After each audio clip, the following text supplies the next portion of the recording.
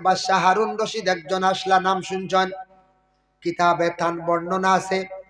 বাদশাহ হারুন রশিদের বিভিন্ন ঘটনা কিতাবাদির মধ্যে আছে বাবা। ইটা ঘটনা কিতাবের মধ্যে সবক হিসাবে আছে, খালি বানানো নাই।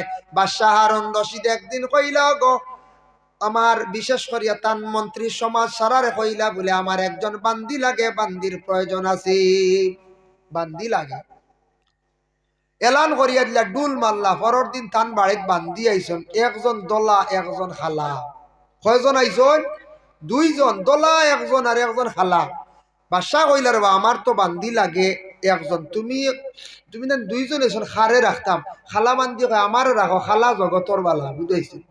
আর দলা বান্দি কয় আমারে রাখো, দলা হলে বালা ভাই রাখক। দুইজনে লাগাই দিলা দরবার। বাদশাহ এখন খারে রাখতাম। এর মধ্যে মন্ত্রী উঠিয়া কইল, বাদশাহেরা প্রতিযোগিতা